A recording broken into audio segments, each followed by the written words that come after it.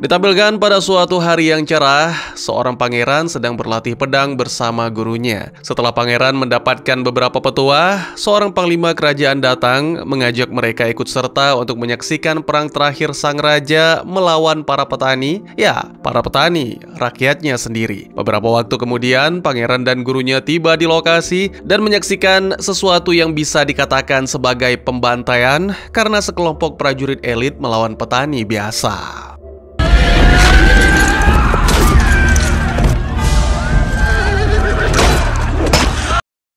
Sang pangeran mengatakan bahwa dia sangat ingin berada di tengah-tengahnya, mengayunkan pedang bersama sang guru menghabisi musuh. Namun sang guru mengatakan bahwa itu tindakan yang salah dan dia berharap suatu hari nanti pangeran bisa menjadi raja yang lebih baik daripada ayahnya dengan berpegang pada sumpah ksatria yang diajarkan guru. Di medan pertempuran, sang raja terus maju menerobos pertahanan dan membakar gubuk-gubuk petani. Kesombongan membuatnya buta sehingga tidak menyadari serangan dari para petani yang masih tersisa dan Raja Freyne pun diserbu.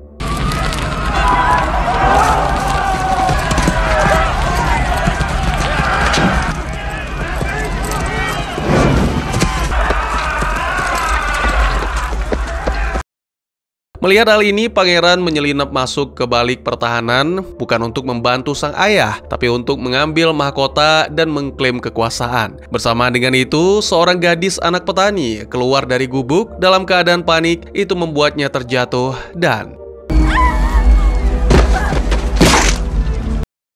meskipun demikian, meskipun pertempuran dimenangkan oleh kerajaan, tapi sang raja gugur. Ditambah lagi, kini pangeran dalam kondisi sekarat karena jantungnya tertusuk. Guru mengatakan bahwa sudah tidak ada harapan. Namun, ratu mengatakan bahwa masih ada harapan sembari memandangi patung-patung kecil. Beberapa waktu kemudian, ratu bersama guru serta beberapa prajurit membawa pangeran ke sebuah gua. Setibanya di sana, pangeran diletakkan di sebuah altar persembahan. Ratu kemudian memohon kepada sesuatu yang diagungkan agar menyelamatkan putranya. Dia yang agung sebenarnya enggan untuk membantu karena mengetahui ayah si pangeran adalah seorang yang jahat dan kejam. Namun ratu meyakinkan bahwa pangeran diajarkan oleh seorang guru yang baik dan selalu mengajarkan tentang sumpah ksatria.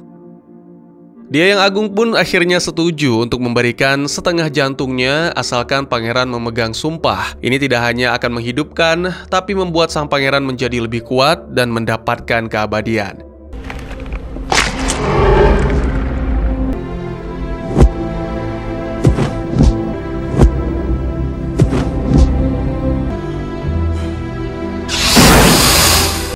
Dan ya, apa yang sebenarnya terjadi?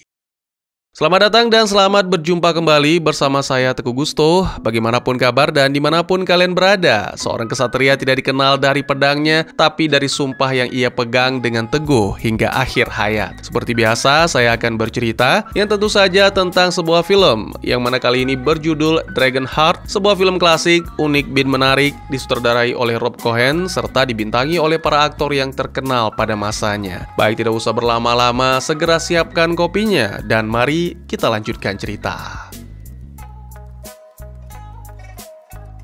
Ya, sempat mengalami kematian beberapa detik, keajaiban kuno membuat pangeran bangkit dan sang guru yang bernama Bowen meminta maaf kepada makhluk agung yang ternyata adalah naga karena sebelumnya sempat meragukan. Beberapa waktu kemudian, dalam perjalanan pulang, pangeran melewati sebuah benteng tua. Pangeran bertekad akan membangun kembali benteng tersebut dan menjadikannya istana, tidak peduli meskipun membutuhkan banyak budak.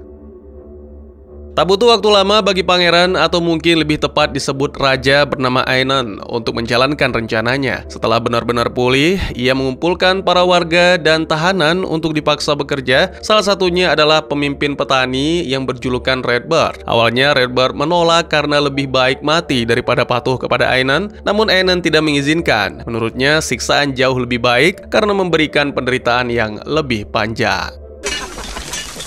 No! No!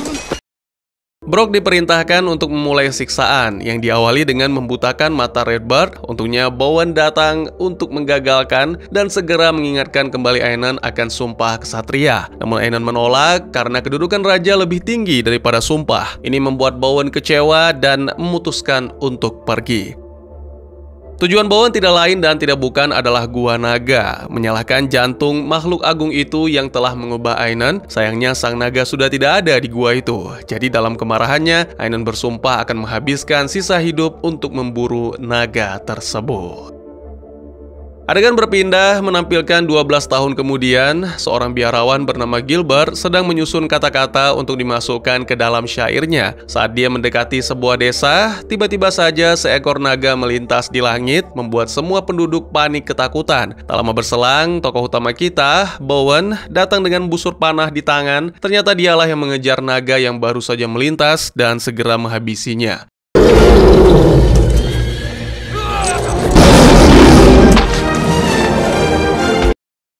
Dengan membawa gigi naga sebagai bukti, Bowen meminta bayaran kepada salah satu anak buah Ainan bernama Felton. Bukannya dibayar, tapi Felton malah menyatakan bahwa yang dilakukan Bowen merupakan kewajiban sebagai bentuk bakti terhadap raja, namun Bowen menolak dan melangkah pergi, mengabaikan ocehan kekaguman Gilbert. Beberapa waktu kemudian, Felton menemui Raja Ainan yang kini semakin dewasa, menyarankan agar diberlakukan pajak jalan, agar para pengembara yang melintasi kerajaan juga dikenakan pajak. Sebuah ide cemerlang, tapi Ainan hari itu lebih berfokus ke olahraga sang raja yaitu memanah, dan targetnya adalah para budak. Ya, kali ini targetnya adalah Redbird yang matanya dibuat buta. Kara, anak Redbird yang kebetulan ada di sana, memohon kepada raja agar sang ayah yang sudah tua dan tidak mengancam dilepaskan. Lagi pula kastil sudah hampir selesai dibangun. Namun itulah bentuk kebebasan sebenarnya yang diyakini sang raja. Keesokan harinya, di tempat lain, tokoh utama kita tiba di sebuah gua yang menurut laporan warga sekitar dihuni oleh naga ganas. Gilbert masih mengikuti karena bertekad menulis tentang kepahlawanan Bowen, namun Bowen merasa terganggu sehingga menyuruhnya mundur dan jangan berisik. Tiba-tiba saja naga yang dimaksud bangkit, dan ternyata sejak tadi makhluk itu menyamar sebagai batu. Saat naga itu masuk ke dalam sarangnya, Bowen pun melancarkan beberapa serangan, namun dipatahkan oleh sang naga. Naga mengetahui tujuan Bowen yaitu uang, jadi dia pun memberi peringatan dengan melemparkan jasad seorang pemburu naga, dan karena Bowen masih keras kepala, maka That's all that's left of the catch. You know I've got. masih berlanjut ke pertarungan sengit, bahkan naga sampai-sampai menggunakan nafas apinya. Namun Bowen tetap tidak mau mundur. Akhirnya setelah serangan kilat kantong menyan, naga pun memasukkan Bowen ke mulutnya. Bowen masih belum menyerah sehingga menancapkan pedang ke langit-langit di dalam mulut naga. Momen itu berlangsung hingga malam hari, bahkan sampai mulut si naga kering. Again and again. Yikes!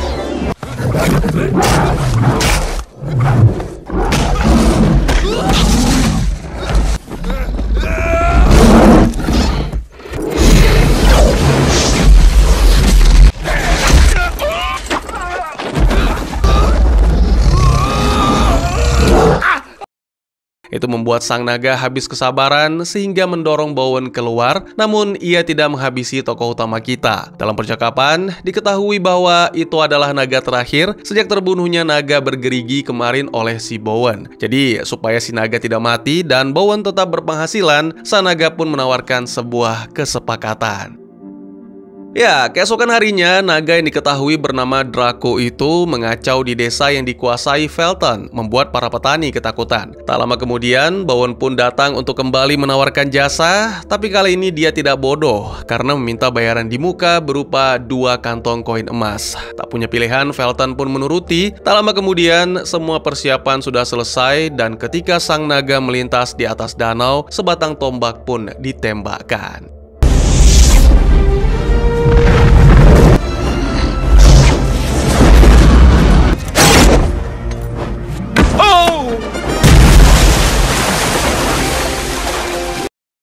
Sementara Bowen menghitung koin emasnya, Draco menghitung jumlah domba yang akan dijadikan santapan. Sore harinya, Bowen dan Draco berkumpul kembali dan sepakat bahwa ini adalah kerjasama yang menguntungkan. Jadi Draco akan berpura-pura menyerang desa-desa di kerajaan Ainan, sementara Bowen akan berpura-pura menjadi pahlawan. Sebenarnya ini bertentangan dengan sumpah kesatria, tapi siapa yang peduli? Bowen mengaku telah berusaha mengubah dunia, tapi gagal, sehingga kini bertahan hidup adalah satu-satunya tujuan. Sebaliknya, Draco mengaku tidak keberatan untuk mati, apalagi dia adalah naga yang terakhir dari kaumnya. Namun, satu hal yang dia khawatirkan, yaitu jiwa. Kita tinggalkan sang kesatria dan naga untuk beralih ke istana, di mana Raja Ainan dan anak buahnya tengah makan malam sambil bersenang-senang. Di sana juga ada ibu Ainan, yaitu Ratu Aislinn, yang merasa risih dengan permainan para pria. Lalu tiba-tiba saja ketika hendak minum, Ainan melihat Kara menyelinap lewat jendela dan...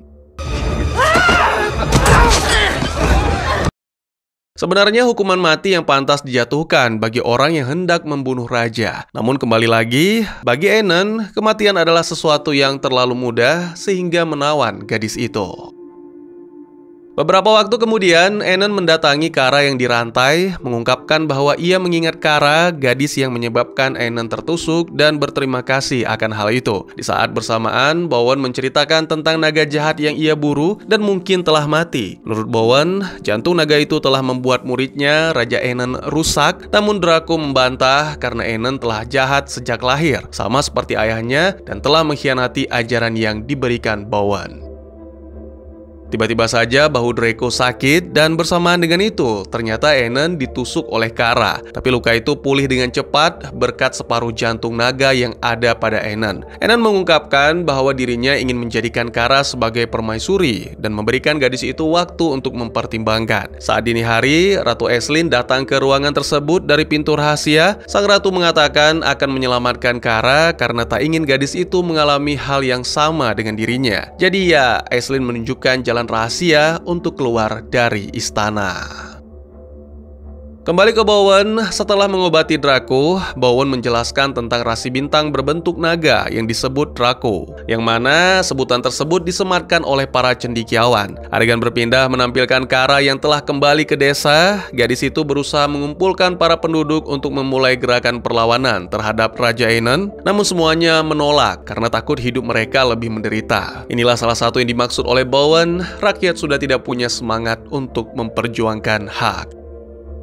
Di tengah kericuhan, jagoan kita datang seolah membawa kedamaian. Namun Kara malah menjejali buah, dan sesaat kemudian sang naga datang menebar teror. Seperti biasa, Bowen menawarkan jasanya untuk membasmi naga. Entah bagaimana, Kara menyadari sebuah kebohongan dan berusaha memperingatkan. Namun lagi-lagi warga tidak percaya dengan Kara, dan bahkan gadis itu dijadikan persembahan sesuai arahan Bowen.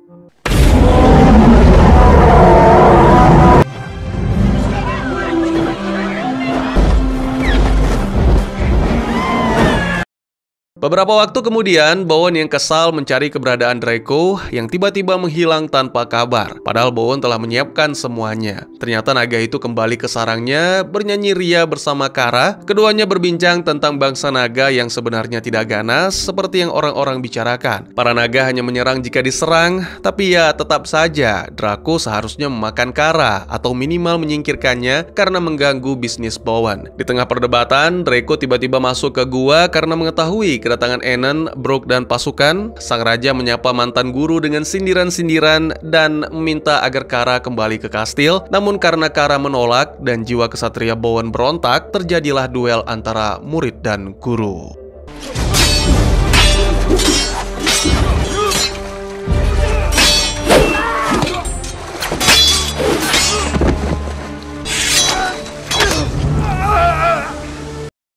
Entah karena Bowen enggan atau memang Ainan yang menjadi semakin kuat, duel tersebut dimenangkan oleh sang raja. Ainan tanpa ragu mau menghabisi gurunya. Untungnya Draco muncul dan segera menunjukkan luka pada dadanya.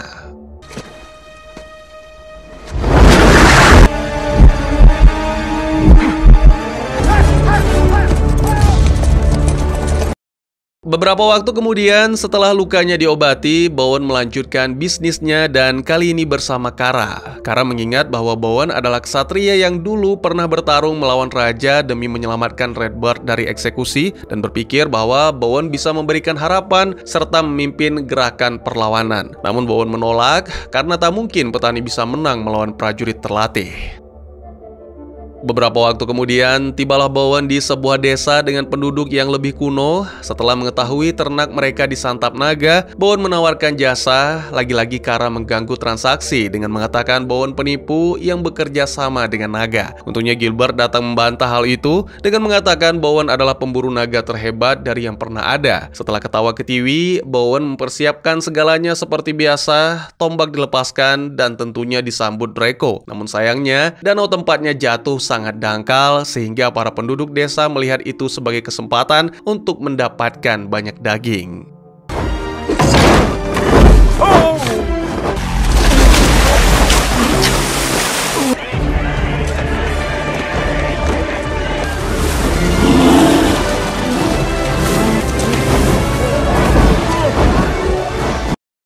Karena Draco kabur, maka kini daging Bowen, Kara, dan Gilbert gantinya. Mereka dianggap sebagai penipu dan hendak disantap. Untungnya Draco datang menyambar dan membawa lari ketiganya. Brother Gilbert!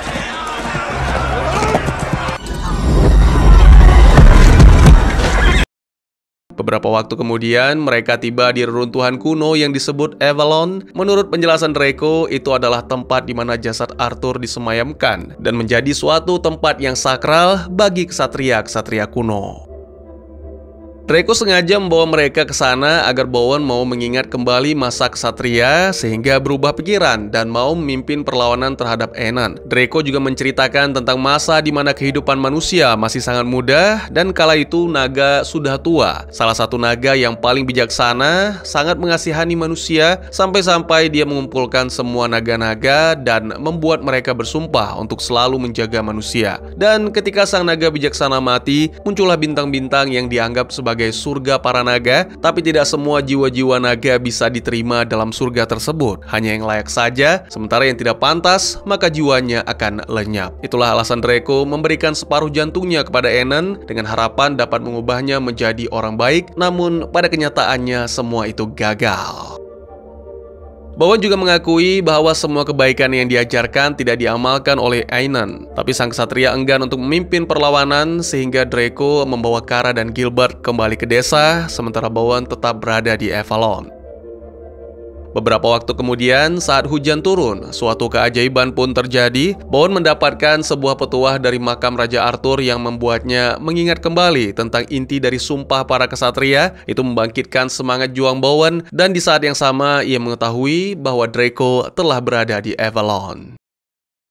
Keesokan paginya, Kara dan Gilbert berbicara dengan Hiwi, sang kepala desa, mengajaknya mengumpulkan semua petani untuk melakukan perlawanan. Hiwi tetap menolak karena tak ingin kehilangan satu-satunya mata yang tersisa dan bahkan hendak menghajar Kara dengan sekop. Beruntung jagoan kita datang tepat waktu membawa prajurit khusus yang tak terkalahkan. Segera persiapan dilakukan, mulai dari pelatihan dan pembuatan senjata-senjata. Di saat yang sama, Brooke, pengawal pribadi raja, melihat kegiatan para petani dan yang paling mengejutkannya adalah keberadaan seekor naga. Segera Brooke pun melaporkan tentang hal ini, yang mana membuat semua penasehat kerajaan menjadi pusing tujuh keliling. Sesaat kemudian, Ratu datang untuk menenangkan Aenon. Wanita itu memberikan sesuatu yang sangat spesial, yaitu para pembunuh naga terhebat. Kembali ke desa petani, semua persiapan telah selesai dan Bowen serta Draco melihat sebuah harapan. Keesokan harinya, seluruh petani berbaris menuju ke kastil, di mana Aenon telah bersiap dengan pasukan. Awalnya, Lord Felton menahan Aenon agar tidak keluar karena kastil adalah satu-satunya tempat yang paling aman dan mustahil bisa ditembus oleh para petani. Namun mereka lupa memperhitungkan serangan Draco yang sangat sulit dibendung.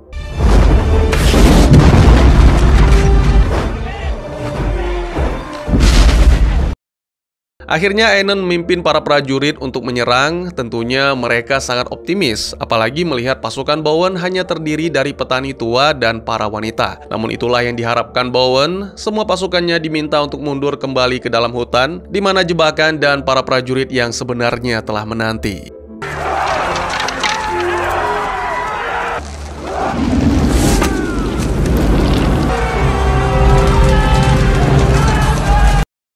Berkat tekad dan semangat, para petani mampu mengalahkan prajurit kerajaan, bahkan Kara bertempur dengan sangat baik, serta Gilbert yang dengan cerdas menembakkan anak panahnya. Raja yang menyadari hal ini memerintahkan pasukannya untuk mundur, tapi ketika hendak meninggalkan pertempuran, panah Gilbert tepat mengenai jantung Aenon dan sekaligus membuat Draco jatuh.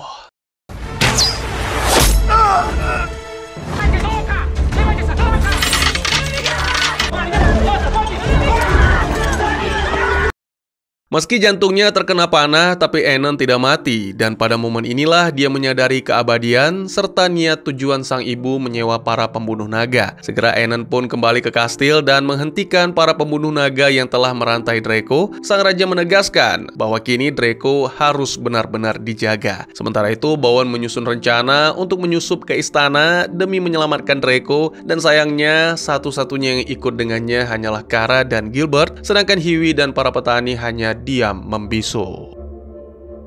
Malam harinya, seorang pembunuh naga dihabisi yang ternyata oleh Ratu Aisling. Keduanya mengaku menyesal telah menyelamatkan Aenon, tapi semua itu kini sudah tidak berarti lagi, karena yang terpenting adalah mereka harus menghentikan Aenon dengan menusuk jantung Draco dan berharap surga para naga mau menerima jiwanya. Sayangnya, niat itu segera dipergoki oleh Aenon. Sang raja sudah mengetahui semuanya dan dengan kejam menghabisi ibunya.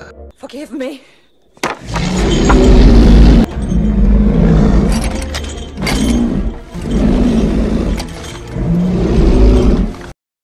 Sementara itu, kelompok Bowen telah berhasil menyusup. Ternyata kelompok Hughie menyusul. Mereka akan membantu membuat pengalihan, lalu membuka gerbang agar pasukan petani di luar bisa masuk. Ketika melanjutkan, kelompok Bowen tiba di ruangan tempat dulunya Kara ditahan, dan ternyata Aenon telah menunggu di sana. Segera duel guru dan murid terjadi, sementara Kara dan Gilbert menahan pintu dari dobrakan para prajurit.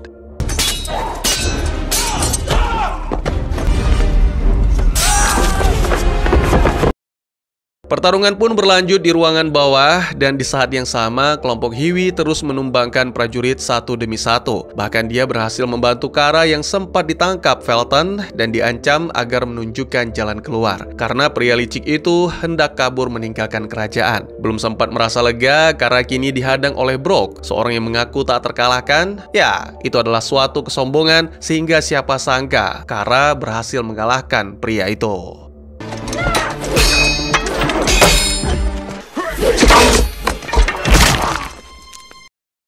Kembali ke duel guru dan murid yang berlangsung di salah satu menara, Aenon terlalu percaya diri karena tahu dirinya tak bisa mati sampai-sampai membuatnya terjatuh.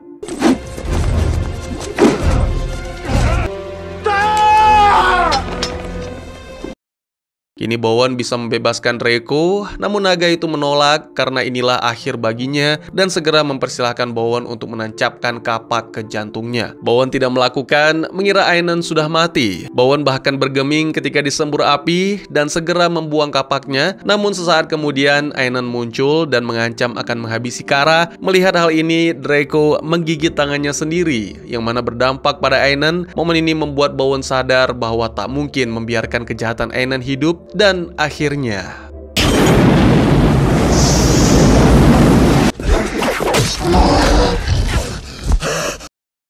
film pun ditutup dengan menampilkan kematian Draco dan Aenon. Tak lama berselang, pasukan petani datang yang menandakan bahwa semua prajurit kerajaan telah dikalahkan. Semua pun berduka akan kematian Draco, namun sesaat kemudian jasad Draco berubah menjadi cahaya, terbang ke langit dan bersatu dengan bintang-bintang. Hari berikutnya, hari-hari setelah pengorbanan Draco, Bowen dan Kara memimpin rakyat dalam masa keadilan dan persaudaraan. Itu adalah tahun emas bagi mereka yang disinari cahaya surgawi. Dan saat keadaan menjadi sangat sulit, bintang Draco bersinar lebih terang, mengingatkan mereka kemana harus menatap dan mengingat masa-masa perjuangan. Dan tamat.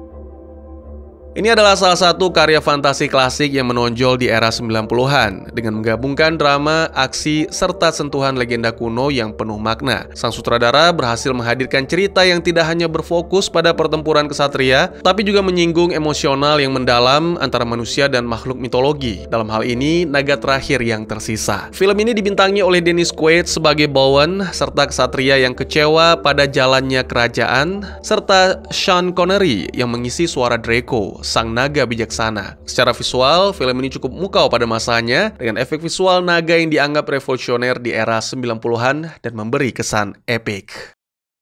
Di balik layar, film ini menyimpan rahasia menarik yang memperkaya mitologinya. Sosok Draco tidak hanya digambarkan sebagai naga raksasa, tetapi juga sebagai penjaga nilai luhur, makhluk terakhir dari jenisnya yang memilih pengorbanan demi kebaikan. Kisah persahabatan Bowen dan Draco sesungguhnya mencerminkan simbol persaudaraan lintas batas antara manusia dan alam, sesuatu yang sangat jarang diangkat dengan penuh kelembutan pada film fantasi saat itu. Bahkan legenda tentang hati naga yang dibagi kepada seorang raja muda menghadirkan makna spiritual. Pengorbanan makhluk agung untuk menyelamatkan manusia bisa menjadi pedang bermata dua antara memberi kesempatan hidup sekaligus membuka jalan kehancuran jika disalahgunakan. Rahasia lain yang juga disorot adalah bagaimana film ini berusaha menyinggung transisi dari dunia lama penuh kepercayaan pada mitos menuju dunia baru yang lebih keras dan realistis, di mana kesetiaan dan idealisme sering diuji oleh politik dan kekuasaan. Oh ya, mungkin ada di antara teman-teman yang bertanya-tanya, memangnya apa yang terjadi dengan Ratu Aisling? Mengapa dia tidak mau Kara bernasib sama dengannya? Dan mengapa Ratu Aisling bisa mengenal Franco? Nah, jadi Ratu Aisling sebenarnya adalah keturunan bangsa Celts, bangsa yang merupakan sahabat para naga. Secara turun-temurun, keluarganya telah mengenal naga dan salah satunya adalah Draco. Sementara suaminya, Freyan, adalah keturunan dari bangsa yang berlawanan. Dia berasal dari bangsa pembunuh naga, bangsa yang membunuh naga dengan tujuan tidak jelas seperti kehormatan, padahal naga adalah makhluk yang ramah. Loh, kok bisa jadi nikah, Bang? Saya pikir pernikahan tersebut adalah dari penaklukan. Bangsa Celts ditaklukkan dan anak dari pemimpinnya dinikahi oleh raja. Itulah sebabnya Aisling tidak ingin Kara bernasib sama.